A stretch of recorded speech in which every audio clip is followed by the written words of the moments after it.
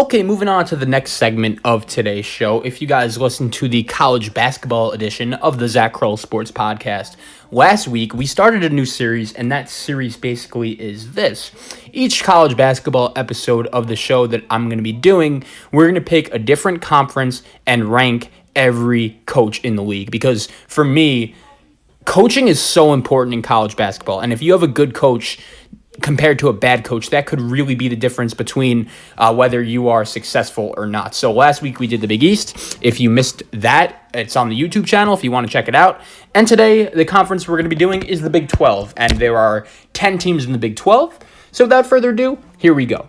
My number 10 head coach in the Big 12 is Mike Boynton of Oklahoma State. And I'm not just saying that because his program just happened to be in the news the other day, getting banned from the NCAA tournament. And I actually don't think Mike Boynton is a bad coach. I think Mike Boynton being at number 10 on this list really does show you the strength of the Big 12 and the coaches in that league. Mike Boynton, to be honest, the only reason why I put him at number 10 on this list is because I didn't have a choice. He is the only coach in the Big 12 not to make the NCAA tournament, and he came close to his first year in town. The last 2 years, Oak State has struggled a little bit, and I'll give him credit. He actually did put Oklahoma State in position for this upcoming season to make the NCAA tournament by bringing in Cade Cunningham and a bunch of other really talented players to that team. But at the same time, I had to put him at number 10 just because he's the only coach in the league who hasn't won an NCAA tournament game.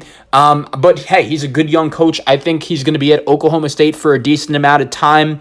In regards to the scandal, it wasn't even his fault, man. He wasn't even the head coach at Oklahoma State when everything with Lamont Evans, the assistant coach, went down. So my number 10 head coach in the Big 12 is Mike Boynton of Oklahoma State. My number 9 head coach in the Big 12, and I think this is going to be another one that could surprise some people because when you look at this guy's resume, it's not that bad, and that is Steve Prohm of Iowa State. And once again, I just mentioned it when I was talking about Mike Boynton. The Big 12 is a very deep league in terms of coaches. You guys saw in the Big East, I had no problem criticizing, any of the coaches in that league. And in this case, I don't think Steve Prohm is a bad coach, but at the same time, I do think he needs to do more at Iowa State. And it's funny, when he first got the job, I think he was definitely qualified. He used to be the head coach at Murray State. He's also an Alabama alum, so I remember when they were, looking for their next head coach a couple off seasons ago after they fired Avery Johnson, they were really considering him like he was a hot commodity. And once again, I think he's a solid to okay coach, but his really 2 successful seasons at Iowa State, the first one wasn't even his talent, and that's the first thing. He did lead the Cyclones the year after Fred Hoiberg left in 2015-2016 to the Sweet 16, and that was a good coaching job. Iowa State made the tournament the following season, but that was led by, once again, not Prohm's talent. They struggled the following year, and then last year they were good until the NCAA tournament came around, and oh yeah, if you're an Iowa State fan, you remember, even though your team was good last year, they weren't great. They should have been better, I think. They were super inconsistent, and that also resulted in a first-round NCAA tournament loss to Ohio State, if you remember that game. So I think when you look at the Cyclones, Steve Prohm's a fine, solid coach. He's done a good job, I think, of bringing in talent through the transfer portal, kind of, copying Fred Hoiberg in the same strategy there. But I just think he's kind of bland. He's not good. He's not bad. He hasn't really overachieved with an Iowa State team yet, and that is what I'd be looking for if I was a Cyclone fan in Steve Prohm. He's number 9. At number 8, I'm going to have to go with Shaka Smart at Texas. And it's funny. There's no doubt about it. If I was going to do this list 3-4 years ago, Shaka Smart may be number 2 or 3. He was that good of a coach at VCU, but he has just had so much talent since he's gone to Texas, and he hasn't really been able to do anything with it. When Texas fired Rick Barnes for Shaka Smart, and by the way, look at how that has resulted in that case. When they made that move, at the time, I'm not going to say I loved it, but at least I understood it because Shaka Smart was a really good coach at VCU. He led that team to the Final Four, had played the havoc style of defense, was great there. And since he's gotten to Texas, he's kind of adapted, or at least tried to, the job he's been. And I'll explain what I mean by that. is at VCU, Shaka Smart knew that his best chance to win would be playing that kind of style and recruiting those kind of guys. And I think when he got to Texas, he kind of realized that, all right, for the fans to like me here, for me to build a winner, I'm going to have to recruit the most talented guys as possible, the Mo Bambas, the Jared Allens of the world. And unfortunately, that hasn't really been the best move for Shaka Smart since he's gone to Texas. He has made one or two NCAA tournaments since he's been the head coach of the Longhorns. He hasn't won a game yet in the NCAA tournament, which if you were to ask Texas fans when they decided to hire him that 4 or 5 years in, Shaka Smart would have 0 NCAA tournament wins. Most Texas fans really would not be too happy. And to be honest, I don't blame them because for the amount of talent this guy has brought into the program over the last couple of years, the results haven't been there. And that's a big problem for me. And this past season, I thought Texas had a very talented roster. A lot of people did say that they would have made the NCAA tournament if it would have happened. To be honest, even if they did, I still wasn't that impressed by the coaching job of Shaka Smart because I think when you look at Texas's schedule last year a little closer and how they went on that winning streak, it wasn't really that many impressive wins. They had a road win at Oklahoma on a fluke buzzer beater. It was a nice win, but beating Kansas State and beating TCU and getting blown out in your own building in the season finale to a bad Oklahoma State team, that just doesn't do enough for me. I'm not a big Shaka Smart guy, especially right now, until he proves me wrong. I have him at number 8. At number 7, I'm going to go with Bruce Weber of Kansas State. And I don't think Bruce Weber's a bad coach. If you remember, he actually used to be the head coach of Illinois and led that team with Darren Williams all the way to the national championship game in 2005. And I think Bruce Weber has done an okay job at Kansas State. He's been a little up and down. We also know that Manhattan, Kansas is a pretty hard place to recruit. When you look at, you're competing with Kansas. But I think Bruce Weber has done a solid job developing talent when he got to K-State. Or since he got to K-State, I should say. If you remember, last year, Kansas State became the first team, along with Texas Tech, not named Kansas, to win the Big 12 in 14 or 15 years, and I think he deserves credit for that because he did a really nice job with that core of Barry Brown, Dean Wade, Kamal Stokes, Cartier Jara, those guys, and led them to back-to-back NCAA tournaments. You remember they really took advantage of UMBC beating Virginia a couple years ago. They then parlayed that into an Elite Eight appearance after they beat Kentucky. That was just a crazy upset. I don't know how many of you guys remember that game when Kansas State beat Kentucky a couple years ago, but that was a great upset, and that was a big run for the Wildcats, and I think since that run, I have definitely gained some more respect for Bruce Weber. Unfortunately, I wouldn't have him higher because of the state of his program right now. I don't think Kansas State is going to be very good next year, and I don't really know if their future is looking that bright. But at the same time, I'll give him credit for his past work. I have Bruce Weber of the Wildcats at number 7. And then at number 6, I'm going to have Jamie Dixon of TCU. And I was always a pretty big Jamie Dixon fan going back to his Pitt days. I think as a head coach overall, he did a really good job there. And it's interesting, when you look at Jamie Dixon and what he's done since he's gotten to TCU, I think he's done a good job. TCU is another school. It's one of the hardest jobs in the country. It's the smallest Power 5 school based on the number of students that go there, and it's kind of just a school in the middle of nowhere in Fort Worth, Texas.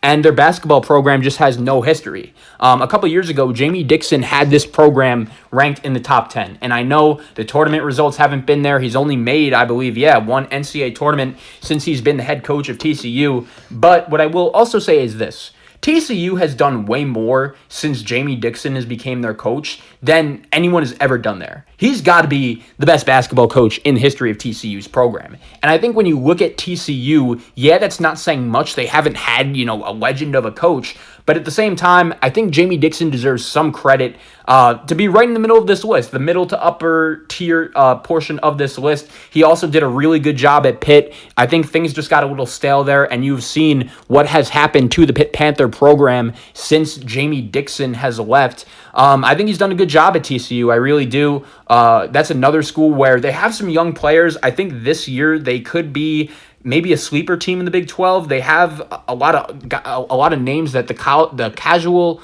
college basketball fan isn't really that familiar with. But I think even with that being said, I'm a fan of Jamie Dixon. I like his work. And when you also consider the job he did at Pitt, I would have him at number 6. Okay, at number 5, I'm going to have Lon Kruger of the Oklahoma Sooners. And I actually think Lon Kruger is one of the more underrated coaches in all of college basketball. He is the only coach in the history of college basketball to bring 5 different programs to the NCAA tournament. And to be honest, that's not even the main reason why I have Lon Kruger so high on this list. I'll explain to you what I mean by that. Is that Lon Kruger, since he's gone to Oklahoma, has been a pretty good coach as well. I understand everything that happened with the Trae Young team a couple years ago, and even though that team peaked at the beginning of the season, I don't think that was Lon Kruger's best coaching job, and I get why some fans around college basketball like to get on him for that.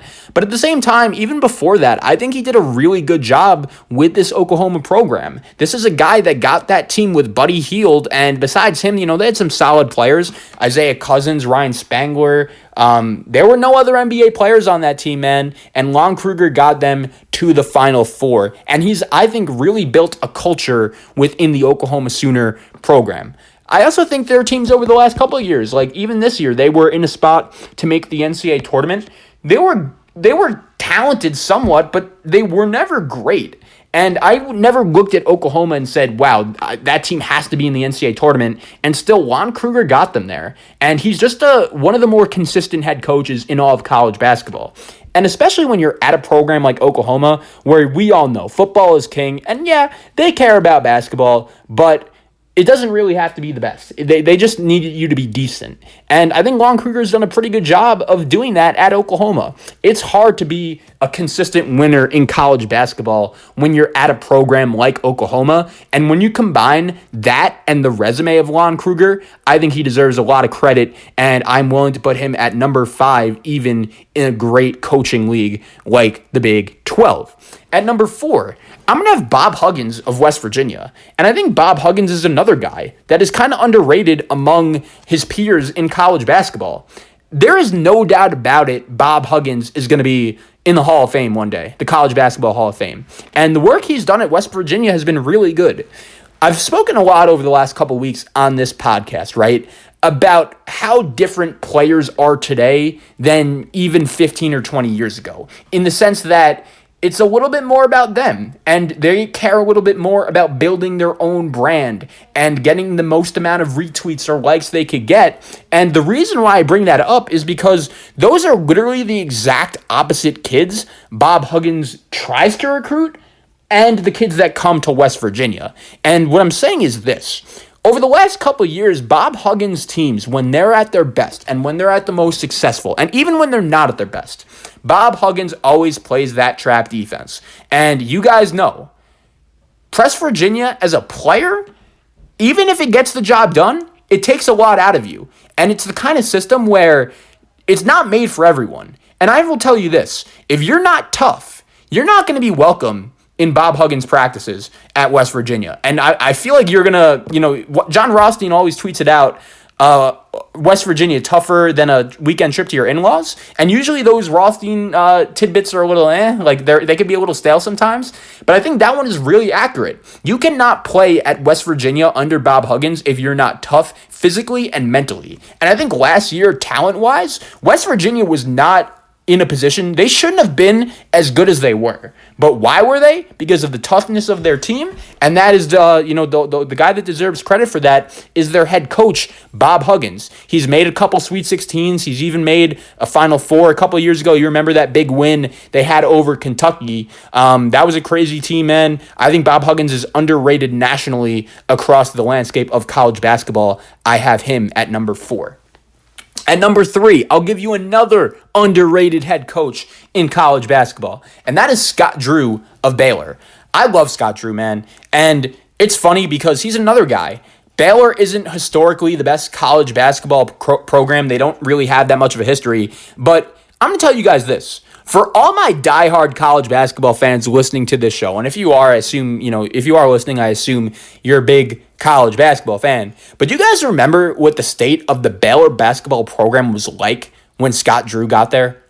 I'm not going to say it, but just look it up if you don't, because it's some serious, serious stuff. And since Scott Drew has been there, he has just turned Baylor into, once again, similar to West Virginia and on a lower level, similar to Oklahoma. I mean, Oklahoma on a lower level.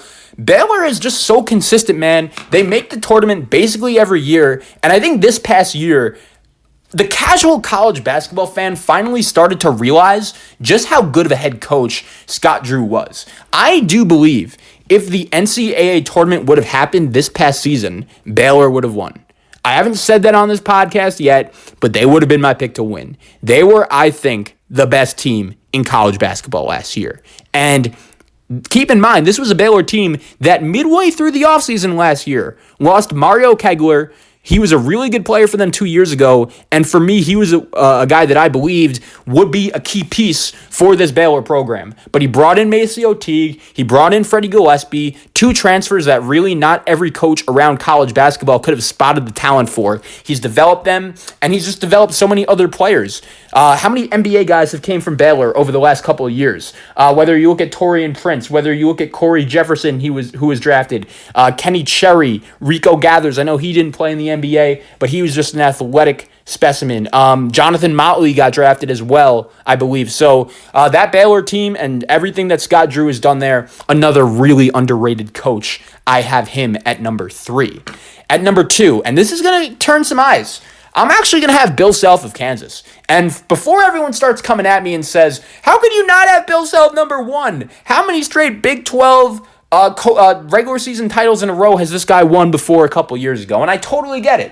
And for the Kansas fans listening to this show that are going to crush me for having Bill Self at number 2, I get it. I just think that Bill Self, there could be an argument made that Bill Self has underachieved since he's been the head coach of Kansas with the amount of talent he has. The team a couple years ago with Andrew Wiggins and Joel Embiid, I understand Joel Embiid was hurt in the tournament, but they lost in the round of 32 to number 10 seed Stanford. If you're Kansas, that can't happen.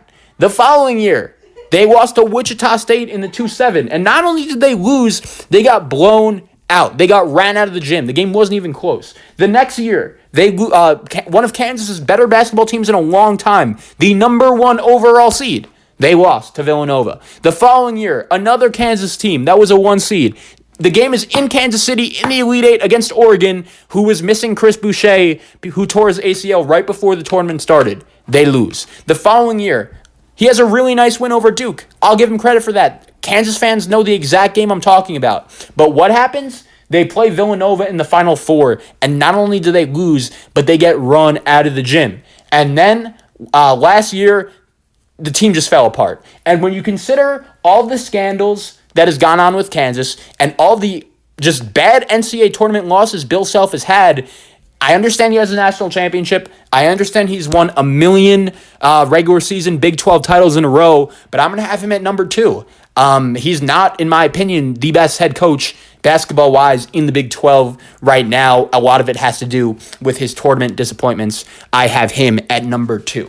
And at number 1, if I'm picking one Big 12 head coach to win a game for me, it's got to be Chris Beard.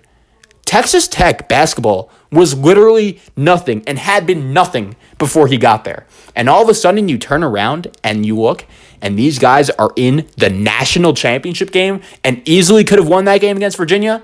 He is a wizard. A wizard. And in a big game, every time you need Chris Beard, he delivers. He brought Texas Tech to back-to-back Elite Eights.